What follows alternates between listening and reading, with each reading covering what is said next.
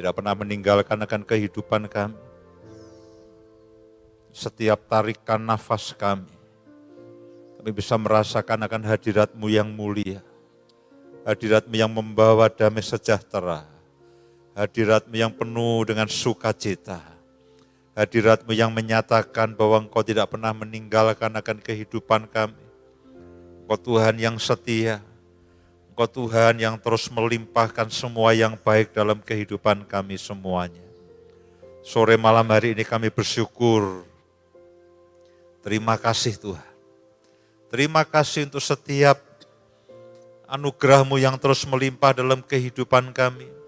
Untuk berkat-berkat-Mu yang terbaik, perlindungan-Mu yang tidak pernah berhenti dalam kehidupan kami, penyertaan-Mu dalam setiap langkah dan keputusan kami. Hari lepas hari, waktu lepas waktu, Engkau terus menolong, memimpin, dan bahkan memberkati kami dengan limpah. Malam hari ini, kami mau belajar kebenaran firman-Mu. Terangi hidup kami dengan kebenaran firman-Mu. Sehingga kami tahu apa yang kami yakini, iman dan pengharapan kami. Firman-Mu menjadi terang dan menjadi pelita bagi kaki dan jalan kami. Roh Kudus, beri kami pengertian dalam segala sesuatu. Beri kami hikmat, wahyukan akan kebenaran firman-Mu. Rubah cara berpikir kami, supaya cara berpikir kamu semakin hari semakin menjadi cara berpikir-Mu. Ajari kami untuk bertobat dari waktu ke waktu. Perbaiki hidup kami, supaya keserupaan dengan Engkau itu boleh semakin nyata dalam kehidupan kami semuanya. Terima kasih Bapa, terima kasih. Dalam nama Tuhan Yesus kami mengucap syukur, kami berdoa. Amin.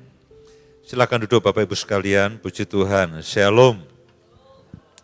Senang bisa kembali ke tempat ini dan kita akan belajar malam hari ini mengenai satu kebenaran firman Tuhan. Dan malam hari ini saya akan bagikan kebenaran firman Tuhan mengenai keluarga. Dan temanya adalah menjadi keluarga ilahi. Tema yang seram sebetulnya, ya menjadi keluarga ini, keluarga ilahi, itu memang tema yang yang berat lah. Kalau menjadi keluarga yang harmonis, keluarga yang menyenangkan, keluarga yang happy gitu mungkin kita punya gambaran. Tapi menjadi keluarga ilahi itu memang muatannya cukup berat. Namun begini, kita tidak bisa lepas daripada yang ilahi karena memang keluarga itu adalah lembaga ilahi yang Tuhan bentuk pertama kali setelah manusia diciptakan. Pada waktu itu belum ada gereja, belum ada persekutuan, belum ada yayasan, bahkan belum ada negara. Begitu Tuhan menciptakan manusia, lalu yang berikutnya Tuhan bentuk adalah keluarga.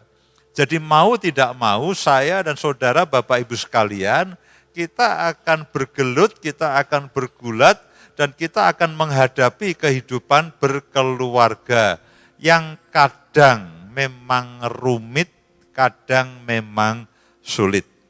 Izinkan saya menceritakan satu kisah yang dialami oleh Bu Indah beberapa waktu kemarin ketika dia bertemu dengan teman-teman SMA-nya. 2 orang ibu itu geresah. Geresah itu apa? Geresah itu mengeluh lah.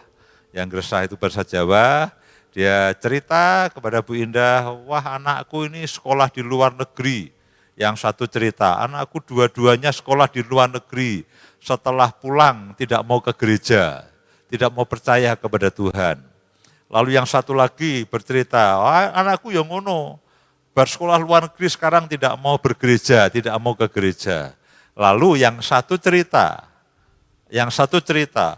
lalu aku ini telepon teman kita, rupanya ada temannya mereka itu yang istri bukan gembala tapi seorang pelayan, seorang pemimpin pelayanan misi.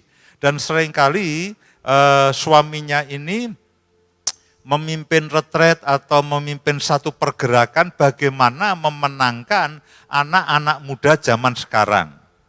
Nah, ibu yang kemarin bersama dengan Bu Indah itu, lalu kontak kepada istri dari sang pemimpin pergerakan anak muda.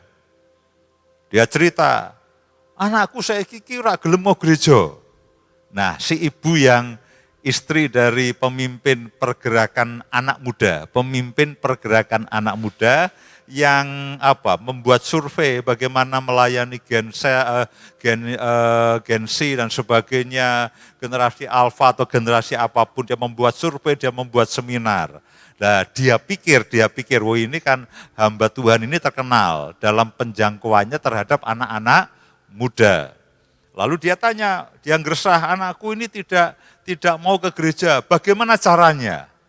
Lalu istri dari pemimpin pergerakan anak muda ini nyauti, ya menjawab, aku juga bingung, anakku tiga-tiganya juga nggak mau ke gereja. Anakku tiga-tiganya juga tidak mau ke gereja. Nah, jadi kalau Bapak Ibu tanya, Pak lebih enak mana, ngurus gereja apa ngurus keluarga? Enak mana coba? Enak mana? Ngurus gereja apa ngurus keluarga? Di gereja itu tidak ada yang berani membantah saya karena saya gembala kan, tidak ada yang berani membantah saya. Di gereja itu tidak ada. Ya, para penatua yang lain mereka menghormati kepemimpinan saya, staf dan sebagainya itu juga menghormati kepemimpinan saya. Hanya 3 orang yang berani membantah saya di gereja. Yang pertama siapa? Yang besok pagi mimpin praise and worship itu loh. Yang kedua itu anak saya yang besar, yang suka main drum. Yang ketiga itu L, yang biasa juga berkhotbah. Jadi itulah keadaan, kendala, masalah, dan dinamika yang kami hadapi. Sebagai seorang gembala, sebagai istri gembala, dengan 2 anak yang juga melayani, nah ini merupakan dinamika yang di satu sisi tidak mudah. Tapi sejujurnya hari-hari ini itu dinamikanya menyenangkan. Ketika kami berhasil mengkolaborasikan, kami berhasil bekerja sama, kami mulai belajar menghormati peran masing-masing, kami mulai menghargai karakteristik masing-masing, kami mencoba melihat dari sisi mereka, bersikap empati dan sebagainya.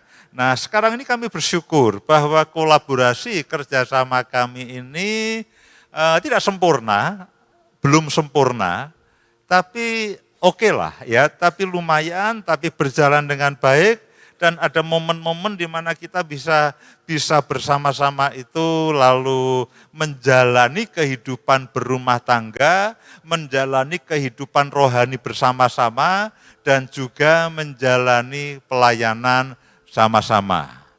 Kami satu gereja. Itu juga sebuah keuntungan dan juga sebuah tantangan tersendiri. Nah, baik bagi Bapak Ibu yang datang dengan suami, dengan istri, berbahagialah karena ini akan menjadi malam yang saya berharap terang firman Tuhan akan menolong kita semuanya. Bagi oma, bagi opa, ya ini akan penting untuk membekali anak cucu kita semuanya. Bagaimana harusnya kehidupan berkeluarga. Bagi yang belum berkeluarga, pahami ini dulu, baru cari pacar, ya, baru cari calon. Ya, jangan keburu-buru, jangan kesusu cari calon, lalu tidak tahu makna berkeluarga. Nah, malam hari ini saya akan sampaikan mengenai hal-hal yang paling mendasar sebetulnya. Ya, menjadi keluarga ilahi, ada 3 poin yang nanti saya akan sampaikan. Namun sebelumnya saya akan sampaikan mengenai arti penting keluarga.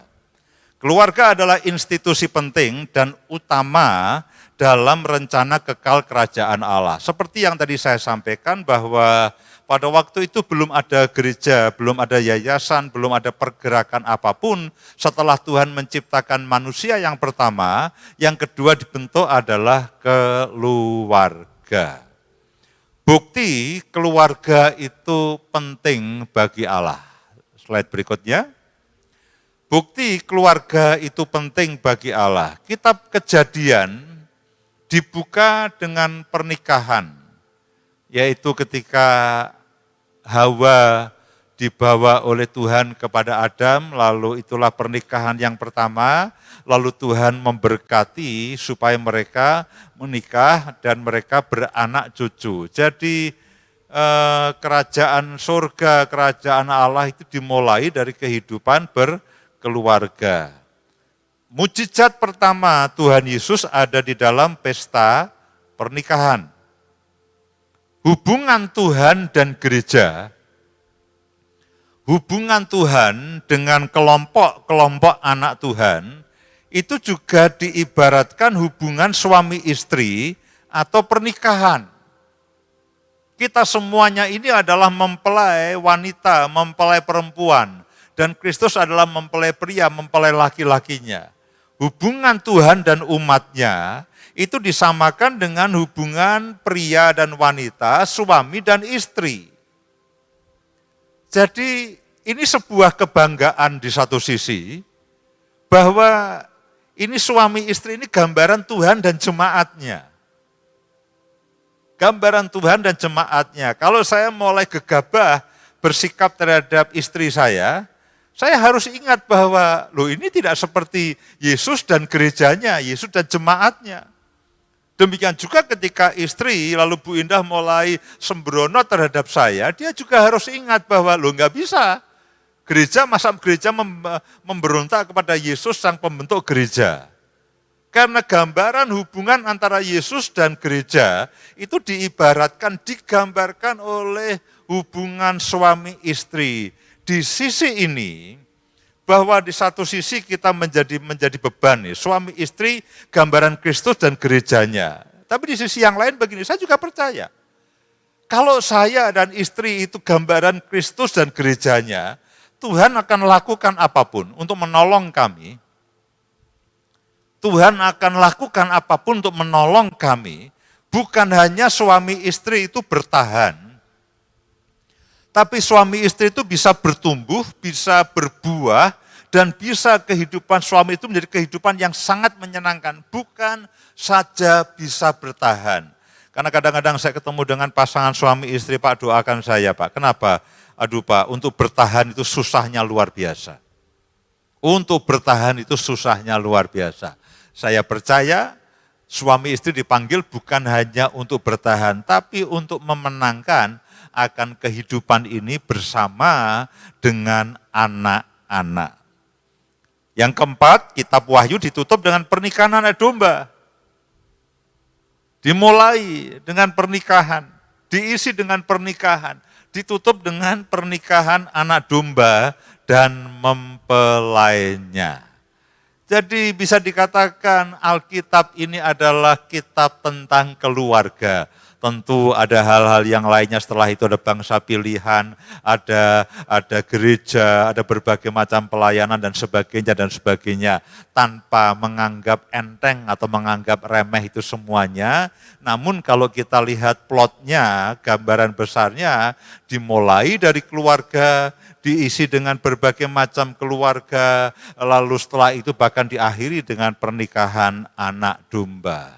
Jadi keluarga itu merupakan hal yang sangat amat penting di hadapan Tuhan. Iblis akan menggunakan segala macam cara untuk menghancurkan keluarga. Lalu bagaimana caranya? Keluarga yang kembali berpusat, bersumber kepada Kristus. Solusinya adalah keluarga yang berpusat kepada Kristus atau Christ Center Family.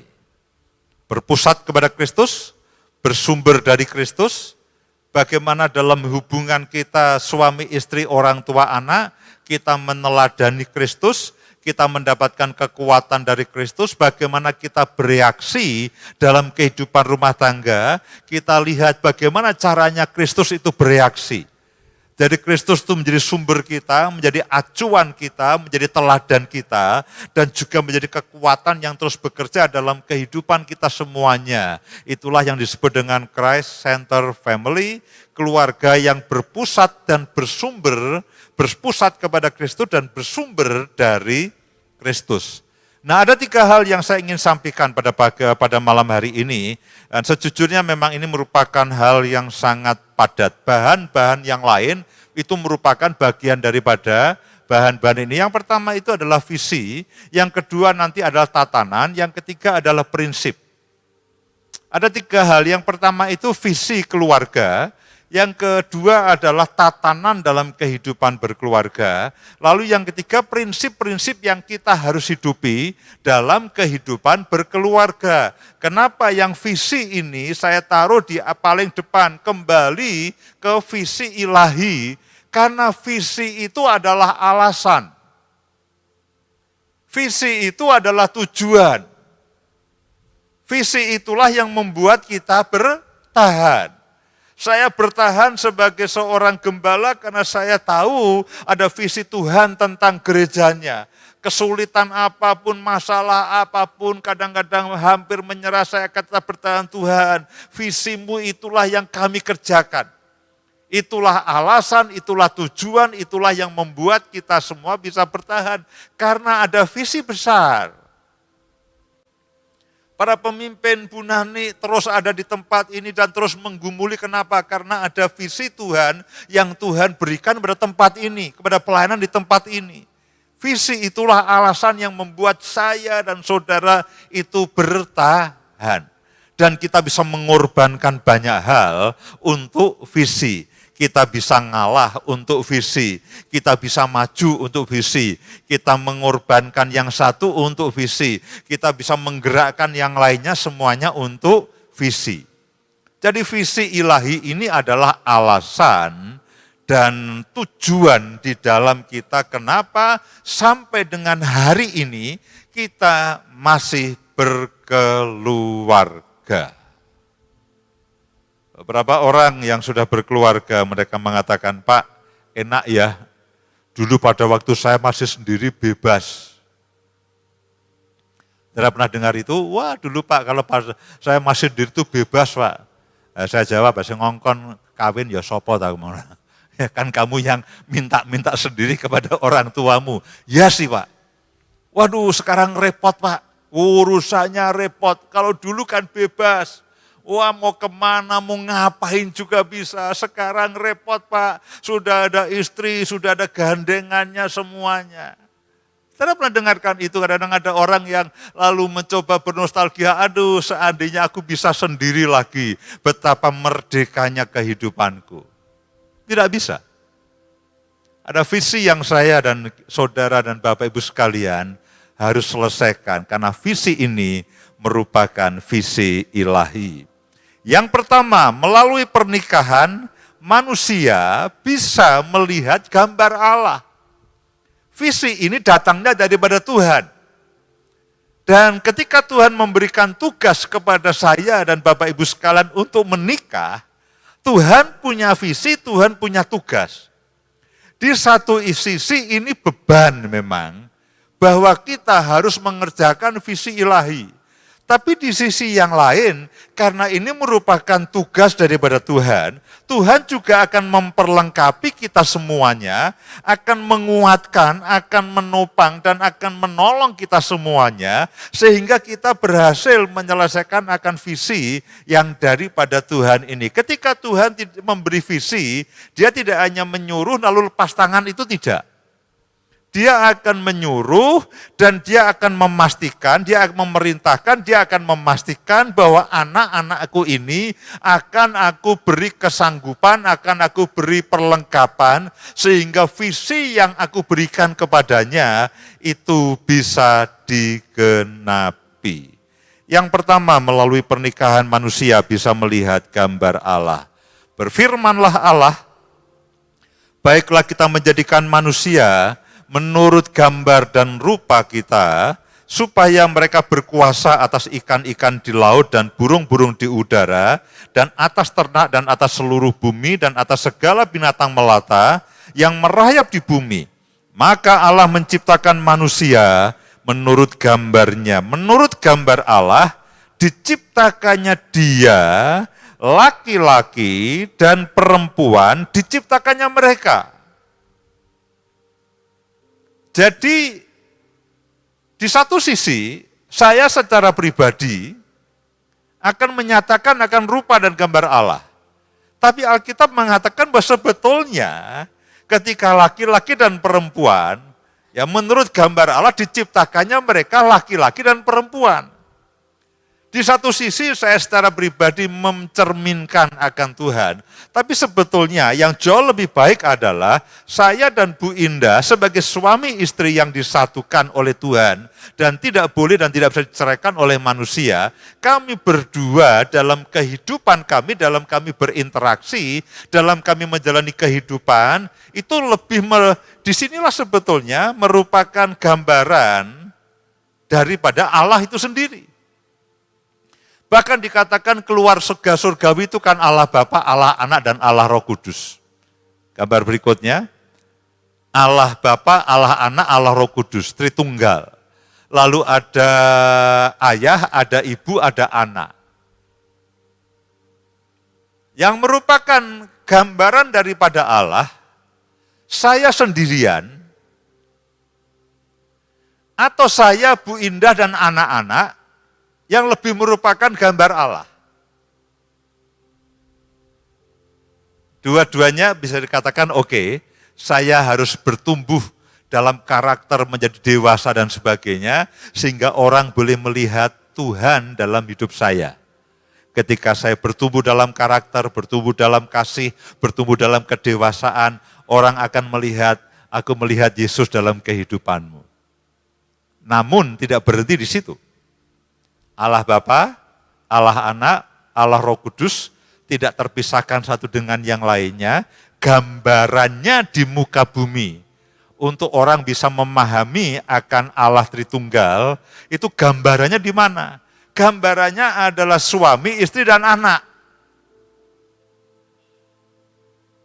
Karena pola yang ada di muka bumi ini, polanya sama dengan pola yang ada di surga.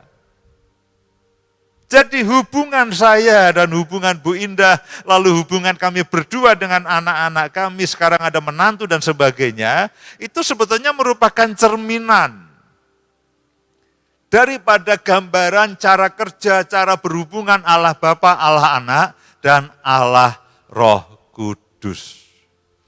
Jadi sebetulnya kehidupan keluarga ini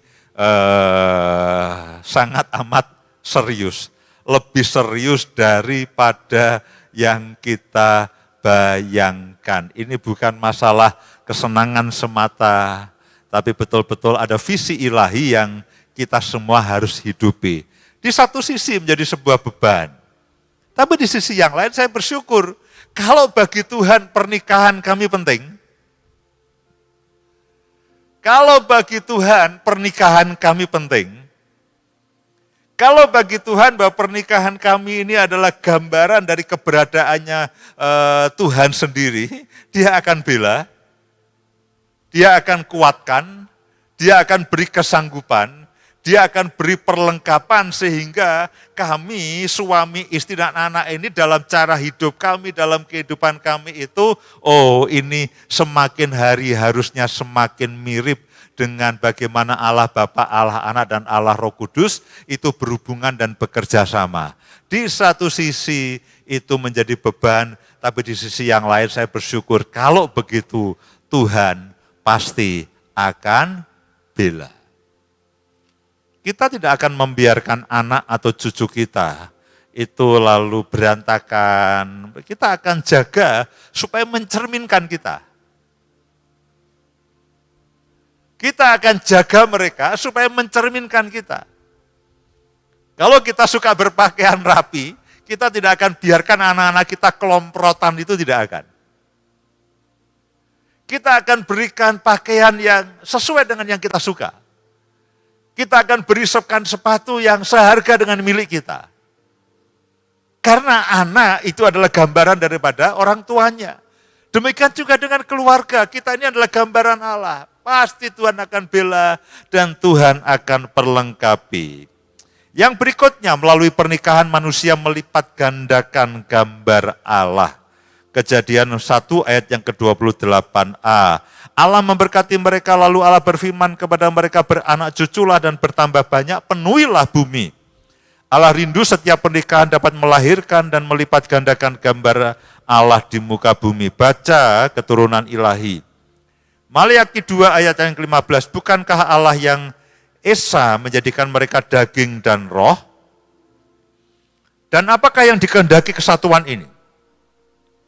Apakah yang dikehendaki kesatuan dari kesatuan suami istri ini? Keturunan ilahi. Jadi jagalah dirimu dan janganlah orang tidak setia terhadap istri dari masa mudanya. Keturunan ilahi. Lalu yang ketiga, melalui pernikahan manusia menaklukkan bumi. Kejadian pertama ayat yang ke-28b, taklukkanlah itu dan berkuasalah atas ikan-ikan di laut dan burung-burung di udara dan atas segala binatang yang merayap di bumi. Jikalau seluruh muka bumi dipenuhi dengan gambar Allah, maka seluruh dunia sedang ditaklukkan, dipenuhi dengan kemuliaan Allah. Anak-anak kita merupakan kepanjangan daripada karya Tuhan dalam kehidupan kita. Sebagian dari mereka akan menjadi pelayan. Sebagian dari mereka menjadi pendeta, sebagian dari mereka menjadi guru, sebagian dari mereka menjadi para pebisnis. Kalau mereka semuanya ini melakukannya di dalam takut akan Tuhan, dari keluarga yang takut akan Tuhan, lalu Tuhan akan menguasai pelayanan. Kerajaan surga datang di dalam pendidikan, kerajaan surga datang di dalam dunia bisnis, kerajaan surga datang di dalam dunia olahraga dan sebagainya. Disitulah sebetulnya Tuhan itu menaklukkan bumi ketika anak-anak Allah itu melakukan tugasnya dengan baik. Tuhan akan menaklukkan bumi lewat karya dan pekerjaan daripada anak-anaknya. Anak-anak dari orang tua mereka, keturunan ilahi yang Tuhan memang rindukan dari bersatunya suami dan istri. Nah, ini adalah 3 visi yang menjadi alasan kenapa satu waktu kalian harus menikah. Hafalkan ini sebelum menikah. Karena kalau tidak, kita akan menyusahkan diri. Karena kalau tidak akan ada banyak hambatan, tapi kalau kita mengerti ada visi Tuhan, itulah yang akan menggerakkan kita, memberikan kita kekuatan, memberikan kita semangat, dan kita yakin karena kita ada di dalam visi ilahi, Tuhan juga akan menolong, menyertai, memimpin, dan memberkati kita. Karena ada tujuan Allah yang Bapak, Ibu, saya, dan saudara semuanya harus kerjakan. Lalu bagian yang kedua setelah visi adalah tatanan. Suami istri, dalam hari ini saya akan bicarakan suami dan istri. Tatanan ilahi, suami ada tugasnya, istri ada tugasnya. Jangan dibolak-balik, jangan ditabrakkan. Semua ada tatanan, mobil ada onderdilnya masing-masing, ditata sedemikian rupa. Masing-masing berfungsi dengan baik. Demikian juga dengan keluarga, ada tatanannya, ada aturannya, ada tugas kewajiban, haknya masing-masing antara suami istri. Nah, sebagai suami, tugas dan tanggung jawab ada di dalam Efesus, 1 Petrus, Kolose, dan sebagainya. Silahkan nanti PPT ini bisa dirubah jadi PDF, disebarkan kepada yang lainnya, karena sejujurnya ini akan sangat padat. Silakan, Bapak Ibu akan membaca lagi bagian demi bagian. Tapi pada bagian ini, pada malam hari saya ingin memberikan gambaran besarnya. Malam hari ini saya ingin memberikan gambaran besarnya, supaya kita tahu apa yang harus kita lakukan. Silakan nanti PowerPoint ini bisa dibagikan kepada seluruh jemaat. Nah, perhatikan baik-baik. Sebagai suami, tugasnya apa? Menyelamatkan keluarga, baik secara rohani dan secara jasmani. Tentu juru selamat kita adalah Tuhan Yesus. Tapi yang berdoa kalau istrinya belum ketemu Tuhan, yang berdoa kalau anak-anaknya tidak takut akan Tuhan, siapa? Suami. Bukan berarti suami lalu disalibkan bagi anak-anaknya, bagi istrinya, tidak.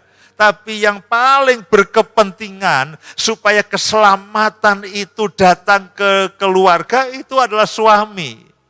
Itulah artinya menyelamatkan keluarga. Seperti kata Yosua, tetapi aku dan keluargaku akan beribadah kepada Tuhan. Terserah kamu mau beribadah kepada siapa, tetapi aku akan memastikan bahwa istri dan anak-anakku akan beribadah kepada Tuhan. Itulah artinya menyelamatkan keluarga.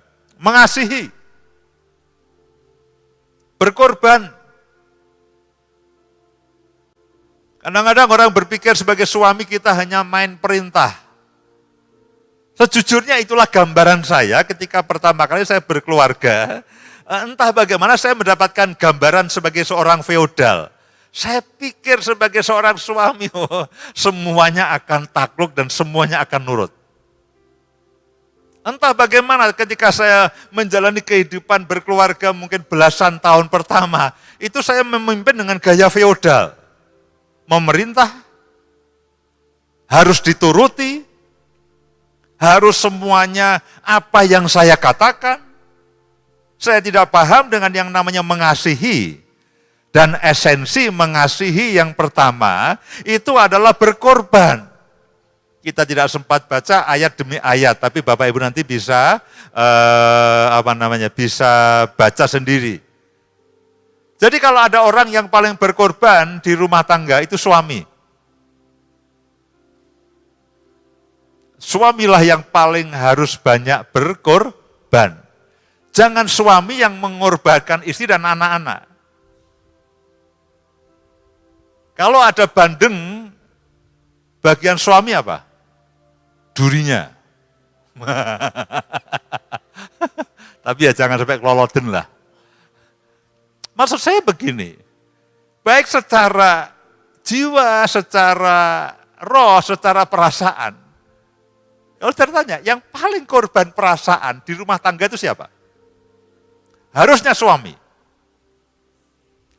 Saya tidak sedang curhat ya, tapi saya sedang menceritakan realita. Yang harus paling banyak berkorban memang suami. Karena suami harus mengasihi istri. Dan esensi daripada mengasihi adalah berkorban, bukan mengorbankan. Kalau mengorbankan orang lain itu namanya teroris, saudaraku, bukan suami. Lalu berikutnya adalah mengajar untuk membersihkan. Saya selalu katakan begini, orang yang paling paham Alkitab di dalam rumah itu haruslah suami, ayah. Itu orang yang paling bisa mengajar kebenaran, orang yang paling bijak, orang yang paling mengerti kebenaran itu harusnya suami dan ayah. Karena tugasnya adalah mengajar untuk membersihkan kekotoran-kekotoran dalam kehidupan kita. Jadi jangan serahkan pembacaan Alkitabmu kepada istrimu. Suami haruslah paling banyak membaca Alkitab, paling banyak belajar. Berlaku bijaksana terhadap istri. Dalam kurung artinya begini, memahami kebutuhan istri dan memenuhinya. Memahami kebutuhan istri dan memenuhinya. Kadang-kadang saya ketemu dengan suami yang geleng-geleng kepala dan mengatakan, Pak, saya tidak paham dengan istri saya. Pertanyaannya begini, memahami istri itu gampang atau susah? Gampang atau susah? Nah, terbelah. Ada yang bilang susah, Pak, ada yang bilang gampang. Memahami istri, atau mungkin saya juga tanya, memahami istri atau memahami suami, itu gampang atau susah? Yang paling gampang begini jawabannya, yang diplomatis, gampang, susah Pak. Nah itu dua-duanya mesti benar, itu gampang, susah. Susah kalau kita lihat istri dari cara pandang kita. Susah kalau kita lihat suami dari cara pandang kita. Tapi akan mudah kalau kita melihat kebutuhan istri dari kebutuhannya istri itu sendiri. Kalau kita memahami pasangan kita dari sudut pandangnya, tentu akan gampang. Tapi kalau kita mencoba memahami pasangan kita dari sudut pandang kita, itu memang tidak pernah ketemu. Jadi jawaban yang paling diplomatis adalah gampang, susah. Tapi sebetulnya begini, memahami pasangan itu gampang. Perhatikan saja apa yang dia sukai. Turutilah. Berikanlah apa yang dia sukai. Selesai tak masalahnya? Loh apapun Pak? Ya apapun lah. Perhatikan apa yang dia inginkan, penuhilah. Lalu perhatikan apa yang dia tidak sukai. Jangan lakukan. Loh sesimpel itu Pak? Ya. Teorinya gampang, prakteknya itu yang kadang-kadang butuh waktu dan butuh pengorbanan. Tapi sejujurnya harusnya kita mulai berpikir begini. Ketika saya mulai memahami kebenaran ini, saya bijaksana itu artinya memahami kebutuhannya dan mulai untuk memenuhinya. Saya mencoba belajar seperti itu dan menurut saya lumayan lah. Kalau dari skala 0 sampai 10 mungkin di 6,5 lah, belum sampai 9 sih. Kadang-kadang masih mongkok di sini, masih jengkel, saudaraku. Ya, mongkok itu jengkel di sini. Ya, tapi saya tahu, Tuhan tolonglah. Anugerah-Mu yang menyanggupkan. Tidak kasar dan tidak memaitkan istri. Ucapan kita, tindakan kita. Tidak pernah ada istri yang menangis karena ucapan suaminya orang lain, tidak pernah. Yang ada adalah istri menangis karena ucapannya suaminya sendiri. Nyelekit, ya, menyakitkan Pak, itu kalau ngomong Pak, itu udah kayak ditusuk, diungkrek-ungkrek, sakit sekali. Siapa yang melakukan itu? Suamiku Pak. Kalau saya belum nangis, belum guling-guling, dia belum berhenti. Harusnya sebagai seorang suami adalah kita tidak berlaku kasar dan tidak memaitkan hati istri. Terhadap anak-anak, para ayah atau para orang tua, tidak menggusari dan mencari-cari kesalahan anak-anak kita. Banyak orang tua yang hobinya apa? Ngomel. Ya, banyak orang tua yang hobinya ngomel. Betul ya? Betul ya? Ya, banyak orang tua yang hobinya ngomel. Loh, ini loh saksinya. Betul Pak, terima kasih Pak. Saudara tidak dipanggil untuk ngomel, itu tidak. Atau waktu kami punya masalah dengan kedua anak kami. Kami sampai kepada titik frustasi dengan kehidupan mereka. Saya harus membuat pilihan. Saya akan ngomel seumur hidup atau saya harus berhenti. Pada titik tertentu saya menyadari akan kebenaran Tuhan, saya akan berhenti deh. Lalu ngomelnya saya alihkan, energi ngomel ini saya alihkan ke energi doa. Seingat saya berdoa untuk pertobatan anak-anak kami itu lebih dari 2 tahun. Seringkali malam hari saya terbangun, saya melihat mereka, saya mengingat mereka. Tidak banyak yang saya ucapkan, saya hanya katakan Tuhan tolonglah. Jamah hati kedua anak kami. Doa itu saya ucapkan mungkin ribuan kali atau belasan ribu kali. Tuhan tolonglah. saya mencoba mengunci mulut saya mencoba menutup mulut saya untuk tidak mau ngomel dan tidak menggusari mereka. Pendoa bagi keluarganya. Pendoa keluarga itu bukan ibu atau bukan istri, tapi suami dan ayah. 1 Timotius 2 ayat 8 nanti bapak-bapak bisa baca. Pendoa keluarga itu adalah suami. Pendoanya Bu Indah itu adalah Pak Yus. Sampai dengan hari ini, sampai dengan tadi pagi saya masih berdoa untuk Bu Indah dan anak-anak saya. Saya tidak akan serahkan Bu Indah dan anak-anak saya didoakan oleh orang lain. Sayalah pendoa bagi mereka. Saya katakan tenang saja. Kerjakan yang kamu harus kerjakan. Melayani Tuhan. Loh kenapa? Papa akan terus jadi pendoamu. Alkitab mengatakan semua laki-laki harus berdoa. Jadi bapak-bapak jangan serahkan tugas pendoa kepada istri. Ayah. Pendoa terbaik bagi jemaat adalah bukan pendoa syafaat, tapi gembala. Paulus itu pendoa yang sangat baik. Dalam surat-suratnya dikatakan begini, setiap kali aku mengingat kamu, aku selalu berdoa. Orang mengatakan Paulus itu rasul, betul dia rasul, tapi juga dia pendoa yang setia. Demikian juga para bapak dan para suami, dan para remaja-remaja pria, para pemuda-pemuda ini.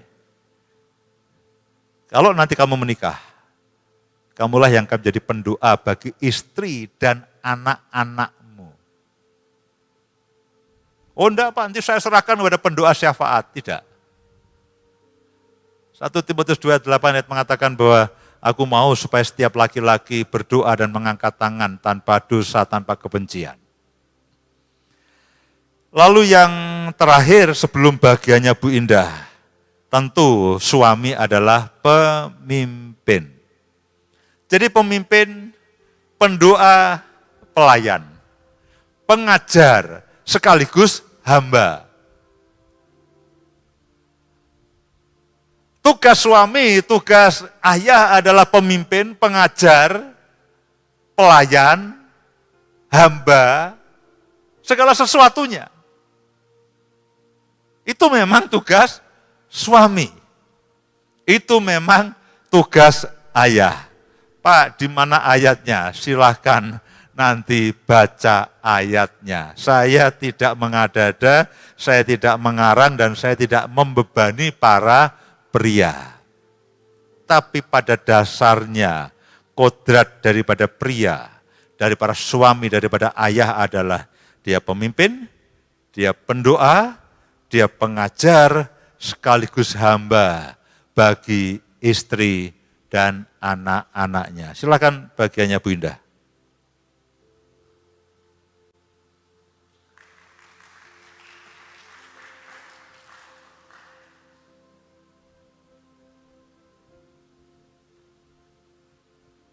Shalom.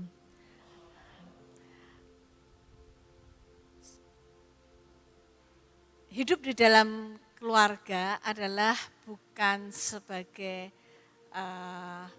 sebuah hal yang menyulitkan.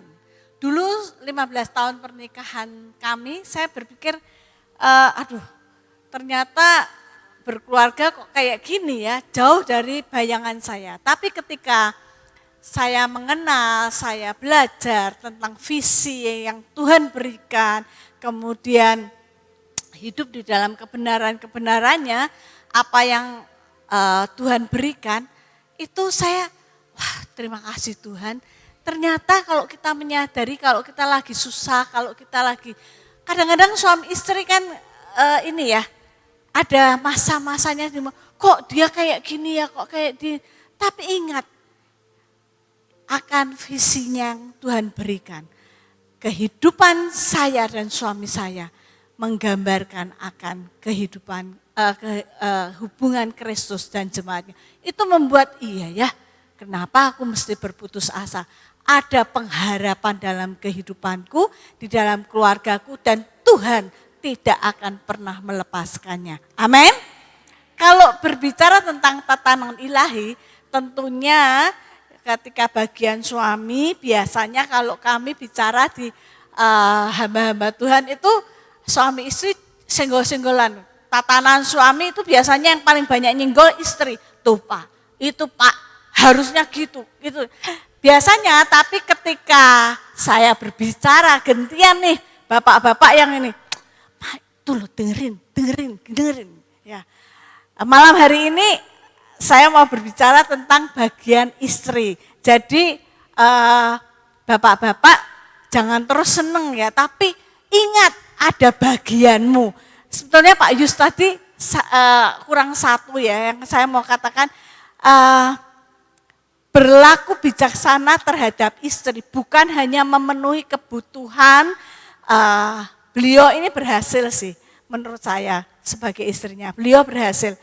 Dulu saya merasa beliau itu pelit, tapi setelah beliau belajar akan kebenaran firman Tuhan ini, dia pelitnya tuh kurang banget. Walaupun mungkin ketika saya minta sesuatu, beliau selalu katakan, oke. Tetapi bijaksana bukan hanya memenuhi hal-hal yang jasmani, tetapi memenuhi kebutuhan akan jiwani kita, itu lebih penting. Termasuk yang beliau tadi katakan, jangan membuat pasanganmu, istrimu sakit hati. Karena yang biasa menyakiti hati istri adalah suami. Itu bapak-bapak. Banyak sekali saya menerima WA atau apa ya, aduh Bu, saya terluka oleh perkataan suami saya. Dia tidak bisa ngerti perasaan saya. Saudara, perasaan istri itu memang tidak bisa saudara pahami dengan perasaan saudara bapak-bapak. Tapi belajar seperti Pak Yus tadi katakan, jangan memandang dari apa yang kamu ini, tapi belajar memandang dari apa yang istri rasakan. Ya. Perasaan tatanan yang kedua adalah tentang istri. Tugas dan tanggung jawab dari seorang istri. Yang pertama adalah penolong. Menjadi penolong bagi pasangannya. Kejadian 2 ayat 18 dikatakan, Tuhan Allah berfirman, tidak baik kalau manusia itu seorang diri saja. Aku akan menjadikan penolong baginya yang sepadan dengan dia. Istri harus menjadi penolong yang sepadan buat suaminya, bukan menjadi perongrong. Kadang-kadang istri juga menjadi perongrong. Perongrong bukan hanya minta duit terus-menerus, enggak. Tapi merongrong akan hatinya suami dengan apa? Dengan kata-kata kita. Kadang-kadang beberapa waktu yang lalu saya mendengar curhatan dari seseorang, aduh ini ya istriku ini kalau ngomong tajam terpercaya. Saudara, saya itu dulu orang yang tajam terpercaya, saudara. Kalau ngomong saya tas gitu ya. Jadi saya percaya dulu saya tuh merongrong perasaan suami saya. Jadi enggak tadeng aleng-aleng, kamu ini loh laki-laki kok kayak gini. Saudara, jangan katakan itu kepada suamimu. Itu merongrong harga diri suamimu. Merongrong mental suamimu. Belajar kita memperkatakan dengan bijaksana. Belajar kita memperkatakan hal-hal yang baik. Kalau kita melihat kesalahan akan pasangan kita, jangan kita nuding terus. Kamu tuh loh, gini aja enggak bisa, harusnya kan gini. Saudara, pasangan kita, suami kita, kalau kita kata-katain gitu terus-menerus, lama-lama menjadi patah. Saya melihat, kami bertemu dengan beberapa pria-pria yang patah, saya sudah capek. Saya angkat tangan. Saudara, jangan, ibu-ibu tolong. Ya, itu yang pertama. Yang kedua, mengikuti kemauan suami karena itu cara hidup yang sesuai dengan istri yang takut akan Tuhan. Kolose 3 ayat 18 dikatakan gini, hendaklah setiap istri ini dari bahasa The Passion ya, Hendaklah setiap istri bersikap mendukung dan berbakti dengan lembut kepada suaminya. Karena ini adalah gambaran indah pengabdian kita kepada Kristus. Firman Tuhan ini katakan, kalau kita percaya kepada Tuhan, kalau kita mengabdi kepada Tuhan, hal yang pertama yang harus kita sebagai seorang istri, kita mesti mengikuti kemauan mendukung dan berbakti kepada suami kita masing-masing. Jangan berbakti pada suami orang lain, itu bosmu di kantor atau siapapun. Bukan, suamimu yang terutama. Banyak sekali ibu-ibu yang bekerja khususnya. Kalau sama bos atau sama rekan kerja, oke. Tapi giliran sampai di rumah, papa itu loh, gitu. Aku enggak mau. Saudara, jangan lakukan itu. Jangan lakukan itu. Kalau kita takut akan Tuhan, kalau kita hidup, kita katakan aku berbakti pada Tuhan. Hal yang pertama, kita harus lakukan, kita juga mengikuti kemauan suami dan hidup dan berbakti, mendukung dan berbakti kepada suami kita. Itu arti kata tunduk. Hal yang ketiga, sebagai seorang istri, hormat kepada otoritas suaminya, mengakui kepemimpinan suami dan mengikuti arahan atau pimpinan suaminya. Saudara, hal ini yang paling berat buat saya dulu. Saya bukan orang yang gampang mengikuti kemauan beliau. Kalau beliau ngomong apa-apa, saya punya ide apa-apa, di rapat pun saya berani membantah. Dan itu menjadi contoh yang tidak baik buat staf kami dan orang-orang yang lain yang melihat. Saudara, saya bertobat dari hal ini karena satu ketika kami rapat, kami dulu memegang divisi anak muda, kami rapat di rumah saya sampai sekarang itu bayangan itu enggak bisa lepas dari saya. Saya rapat berlima, saya sampai ingat orangnya, personilnya siapa, padahal itu sudah kejadian 20 tahun yang lalu mungkin lebih. Tapi saya ingat sekali, beliau memberikan ide, saya itu merasa idenya beliau enggak baik. Saudara, saya langsung cut. Enggak, menurut aku paling baik gini. Saudara, hari itu dia langsung diam. Saya ingat reaksinya beliau kalau sudah kayak gitu diam. Dan biasa anak buah kan biasa kan ada yang, oh iya kak, itu kakak lebih baik gini. Ya memang betul kakak. Saudara, karena saya lebih dominan kan. Jadi seperti itu. Sampai satu ketika malam saya berdoa, saya lagi berdoa gitu, Tuhan itu langsung ngomong gini dalam hati saya, kamu salah hari ini. Saya kaget, salah apa Tuhan? Kamu sudah membantah suamimu dan di depan orang-orang, itu sebuah contoh yang tidak baik. Saya ngomong, loh tapi Tuhan, menurut saya masih orang membantah loh saudara, saya bukan orang yang gampang taat, beliau mengenal saya puluhan tahun sebelum 7 tahun, total 11 tahun sebelum kami menikah, beliau tahu siapa saya. Dan saya bukan orang yang, ya, gitu. Enggak, saya bukan orang seperti itu. Jadi ketika itu saya ngomong sama Tuhan, pun saya masih gini, ya kan benar toh Tuhan gini. Kamu salah nak, aku enggak suka itu. Hari itu saya bertobat dan sampai hari ini saya selalu ingat. Sampai Tuhan ngomong, kamu mesti minta maaf pada suamimu dan minta maaf pada orang-orang yang ada di rapat itu. Hari itu saya ngomong, waduh Tuhan, oke, saya minta maaf sama teman-teman yang ada di rapat, gak apa-apa Tuhan. Tapi kalau sama suami saya Tuhan, aku tuh gengsi. Kok enak gitu ya, aku minta maaf. Waktu itu saya seperti itu saudara. Dan saya dulu belum ada WA, saya ketemu, saya ngomong, sorry ya, saya sudah memberi teladan yang tidak baik dengan saya di rapat kemarin. Oh enggak apa-apa kak, memang benar kok kak. Ini biasa. Itu buat saya itu memang saudara kalau jadi anak buah jangan lakukan seperti itu ya. Dia katakan enggak apa-apa kak, memang benar kok kak. Kakak baik, benar yang kakak omong. Enggak, saudara itu salah. Jadi ketika itu saya minta maaf kepada 3 orang, dan tapi suami saya nggak minta maaf. Setelah saya ketemu ayat ini, saya sempat ngomong, Pak maaf ya. Apa?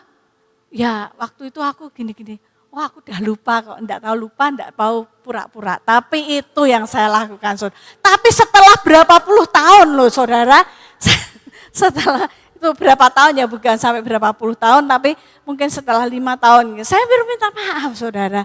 Jadi hormat kepada otoritas suami. 1 Petrus 3 ayat 6, saya mau bacakan dari ayat, dari firman Allah yang hidup, ini jelas banget. Ini cerita tentang Sarah dan Abraham. Katakan nih, Sarah misalnya patuh kepada suaminya Abraham, serta menghormatinya sebagai kepala keluarga. Kita istri-istri harus menghormati suami kita sebagai kepala keluarga. Dimanapun dia berada, kita harus menghormati. Jika saudara berlaku demikian, saudara mengikuti jejaknya sebagai anak-anaknya Sarah ya, yang melakukan hal-hal yang benar. Dengan demikian saudara tidak akan menyinggung perasaan suami. Saudara, firman Tuhan jelas. Ketika kita menghormati suami kita, dimanapun kita berada. Entah itu di pelayanan, entah itu di kantor, mungkin di toko, yang toko kan biasa suami istri. Saudara kan enggak pengen kan suami saudara dikurang ajari pegawai saudara. Kalau suami saudara dikurang ajari pegawai saudara, ingat mungkin kita yang terlebih dahulu tidak menghormati suami kita. Oleh sebab itu, saya belajar sangat. Ketika ada rapat saya enggak setuju atau saya ada ide yang lain, saya belajar mengkatakannya dengan mungkin ketika harus dikatakan di rapat saya harus bijak mengatakannya, atau saya bisa berbicara di rumah dengan lebih baik. Itu. Hal yang terakhir, tunduk kepada suaminya artinya menyesuaikan diri dengan rencana suami. Saya mau bacakan di firman Allah yang hidup juga, 1 Petrus 3 ayat 1. Para istri, sesuaikanlah diri dengan rencana-rencana suami saudara. Saya juga bukan orang yang gampang menyesuaikan diri. Beliau dulu, kalau saya sering bertengkarnya, ini saya buka-bukaan, dulu bertengkar itu masalah apa sih? Mendidik anak. Karena rencana saya dan rencana beliau, cara mendidik saya dan cara mendidik beliau itu berbeda saudara. Saya lebih keras, beliau itu lebih lemah lembut, bisa mengerti. Beliau bertobat lebih dulu lah daripada saya. Saya tuh enggak saudara, saya lebih dari sini aja kan saudara bisa ngerti ya. Saya ngomong lebih teng gitu kan. Kalau orang Jawa ngomongnya gitu lebih tet gitu ya. Saudara, saya tuh lebih seperti itu. Jadi saya kadang-kadang gak bisa anak tuh jangan dibuat kayak gitu. Nah itu saudara, sampai saya akhirnya saya memahami, saya harus menundukkan diri kepada rencana-rencana apa yang suami kita, pasangan kita, kepala keluarga yang Tuhan berikan kepada kita, rencanakan. Itu saja. Terima kasih. Ya, beberapa bulan terakhir Bu Indah belajar keras mengenai bagaimana menjadi wanita dan menjadi istri. Berkali-kali dia ikut semacam kelas pemulihan wanita.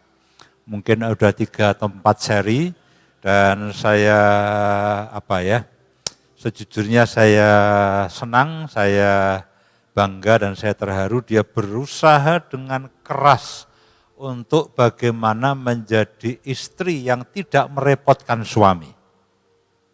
Jadi dia ikut beberapa kelas-kelas setiap seminggu sekali, 2 kali ada Zoom dan sebagainya. Dia belajar, dia buat PR dan saya lihat dia juga belajar dengan banyak dan belajar dengan baik. Dan menurut saya harusnya begitulah, para pria belajarlah, para istri belajarlah. Ya, supaya apa? Kita tidak melakukan kesalahan yang sama Dan kita tidak memproduksi kesalahan untuk anak-anak kita. Kita tidak melakukan kesalahan yang sama berulang kali tanpa perbaikan dan tanpa pertobatan.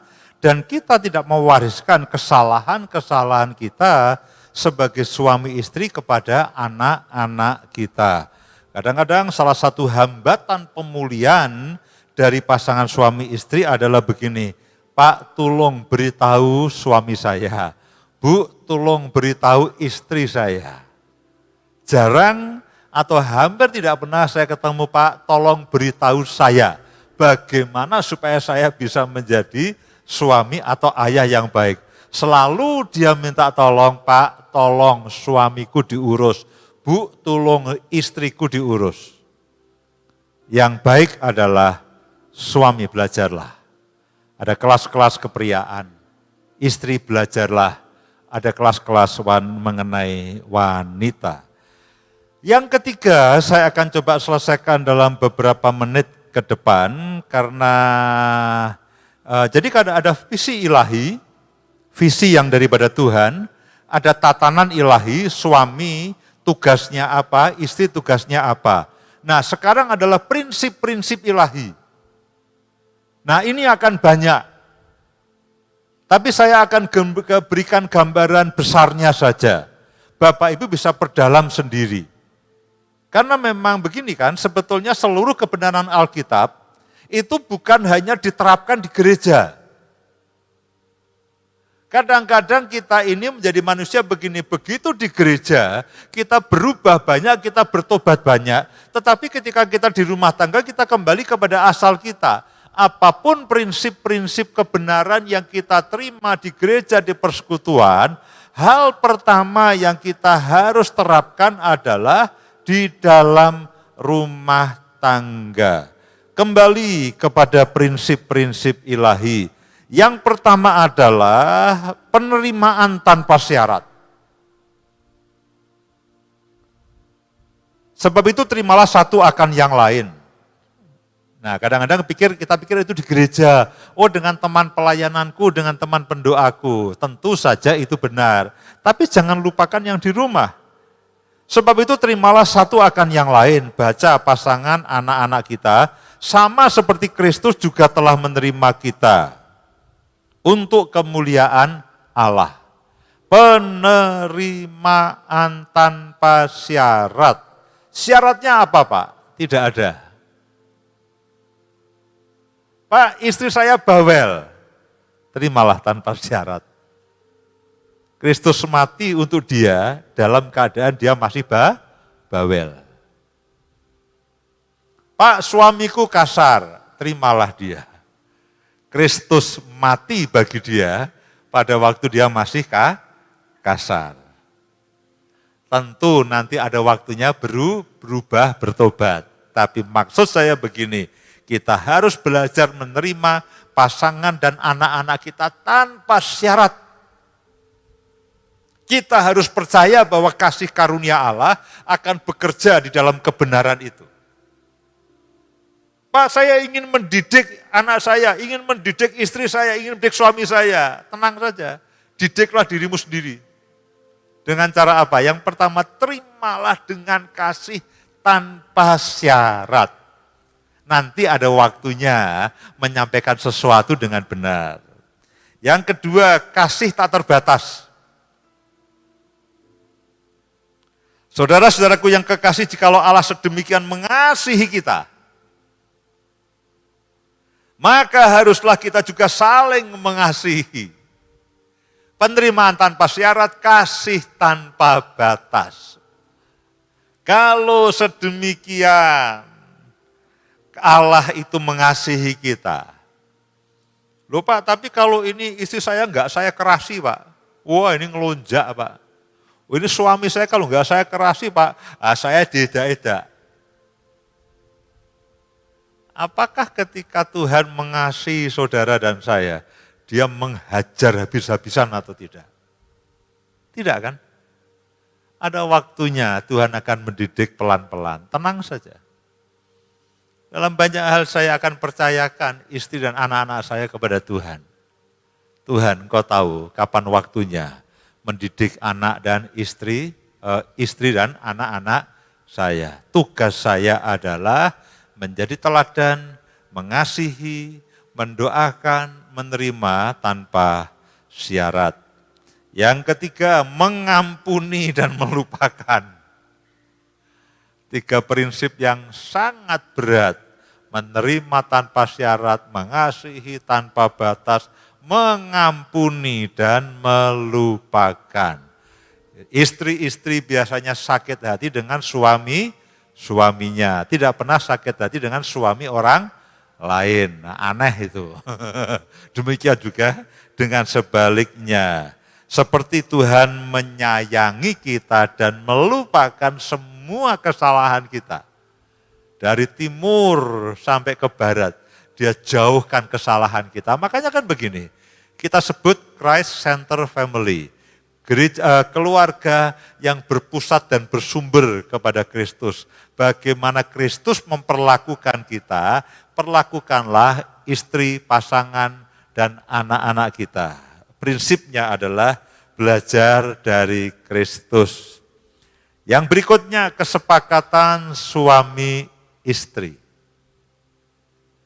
Dalam banyak hal, apakah kita merasa benar atau tidak, menurut saya lebih baik sepakat. Tidak ada pendapat yang sempurna, istrimu tidak sempurna, suamimu tidak sempurna, sepakatlah dalam ketidaksempurnaannya. Disitulah anugerah Tuhan akan bekerja. Apakah cara saya mendidik anak saya sempurna? Tidak. Tapi Bu Indah memilih sepakat. Disitulah anugerah Tuhan bekerja. Kalau kita ribut, yang diuntungkan siapa? Iblis.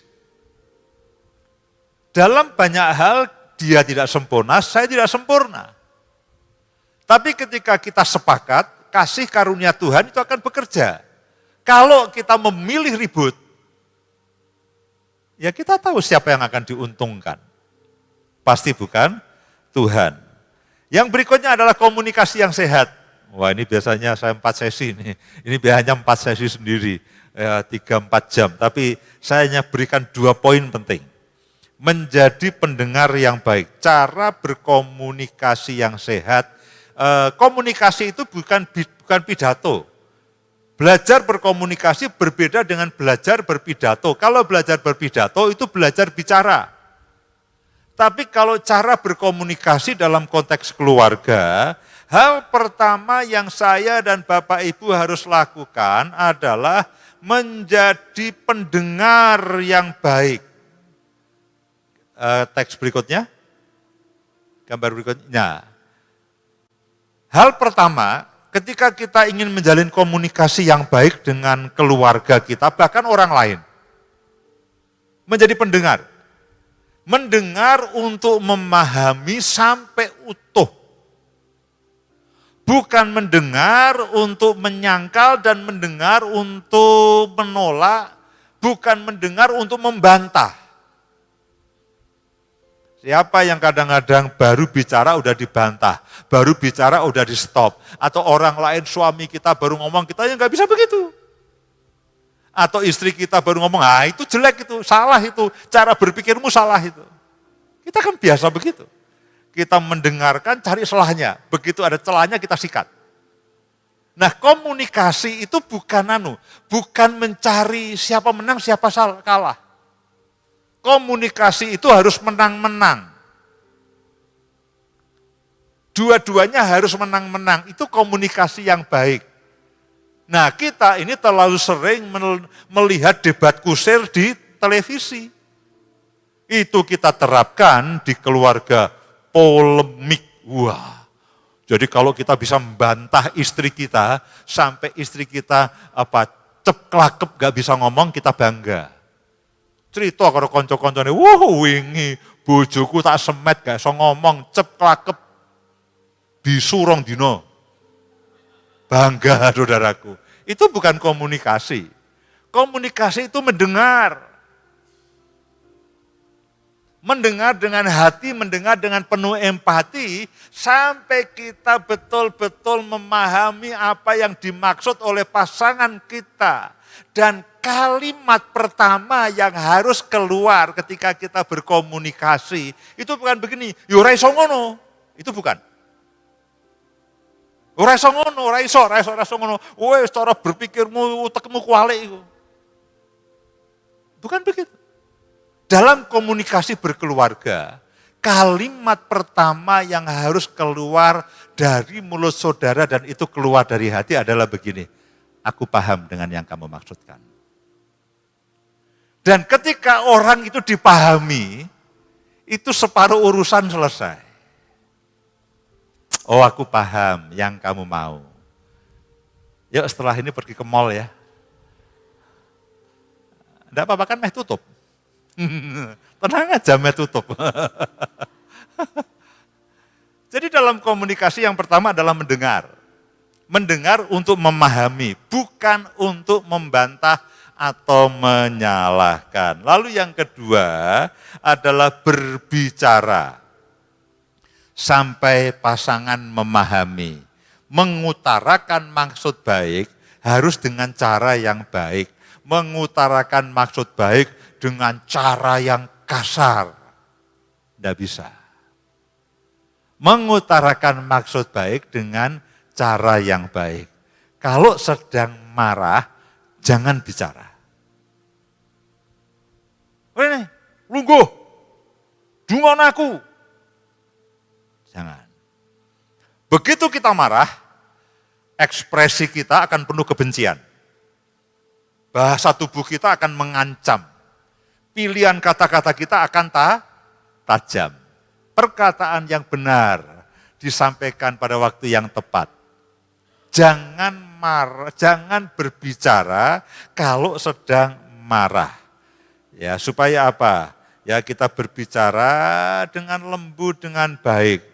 Kebenaran harus disampaikan dengan kelemah lembutan, dengan cara yang benar pada waktu yang tepat. Kadang-kadang kalau saya ingin bicara dengan anak-anak, saya katakan, Papa pengen bicara, apakah waktunya tepat bagi kamu atau tidak? Kalau dia katakan, Pas, sebentar Pak, moodku sedang tidak baik. Oke, tidak apa-apa. Ya, tenang saja. Ya, nanti kalau kamu sudah senang, udah happy, udah baik, Papa ingin bicara. Tenang saja, oh ini baru enggak bisa, enggak apa-apa. Ya, bicara dengan baik pada waktu yang menyenangkan. Yang terakhir, rendah hati untuk meminta maaf. Belajarlah untuk meminta maaf. Oh Pak, saya ini memaafkan. Bukan, minta maaf. Kalau memaafkan itu kan merasa benar. Wah, aku memaafkan Pak. Aku memaafkan pasanganku. Artinya siapa? Yang salah pasangan. Minta maaflah. Kalau memang salah, katakan sorry. Ya, minta maaf. Yang terakhir, perubahan dimulai dari siapa? Bukan kita. Perubahan dimulai bukan dari kita. Dari siapa? Saya. Karena kalau dari kita, wah sebentar Pak, aku ngenteni bojoku. Lalu bojone, ayo kita berubah. Aku sing berubah. Wong kowe sing ra karu-karuan kok. Perubahan dimulai dari saya. Loh Pak, kan enak suami saya kalau saya berubah dia enggak berubah. Itulah kasih. Itulah pengorbanan. Enakan dia Pak, wong dia yang bawel kok saya yang suruh berubah. Itulah kasih. Itulah pengorbanan.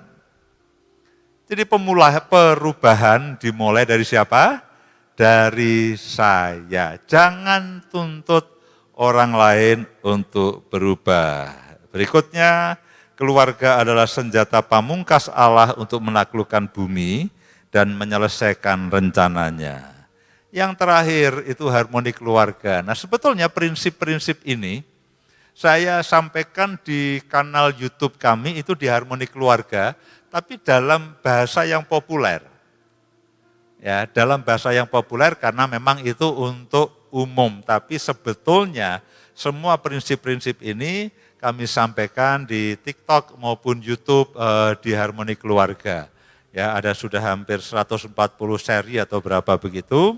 Nah, kami sampaikan dalam bahasa sehari-hari, ya, tidak ada, memang kita sampaikan dalam bentuk yang populer. Baik Bapak Ibu sekalian, saya sadar, saya paham ini cukup padat akan bahan ini. Harusnya disampaikan ke 5 atau 6 atau 8 sesi. Tapi biarlah Roh Kudus akan menolong kita semuanya. Karena ini kan musim percepatan. Ya, yang 8 sesi kita ringkas jadi yang 1 sesi.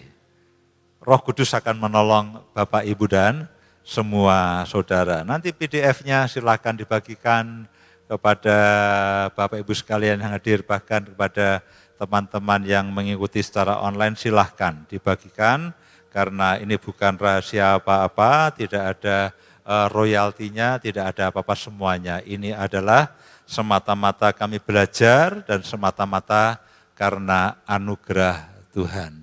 Mari kita berdoa. Kalau di sebelahmu ada suamimu, peganglah tangannya. Kalau ada istrimu, peganglah tangannya. Kita akan berdoa bersama-sama. Tuhan, Kau sanggup bekerja melebihi dari semua yang bisa kami pikirkan dan bayangkan.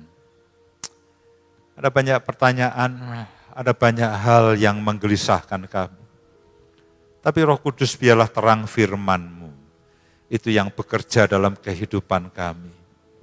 Hamba tahu Tuhan, yang hamba sampaikan terbatas sekali. Terbatas sekali, tapi Engkau yang sanggup bekerja melebihi dari semua yang bisa kami pikirkan dan bayangkan. Hamba berdoa biarlah pemulihan yang daripada-Mu bekerja dalam kehidupan setiap anak-anak-Mu. Ada perubahan, ada kerendahan hati untuk bertobat. Ada kerendahan hati untuk mengalami kebenaran. Ada kerinduan untuk mengalami pembaharuan yang daripada-Mu. Roh Kudus, teruslah bekerja dan berbicara kepada kami semuanya. Di dalam nama Tuhan Yesus kami berdoa. Amin.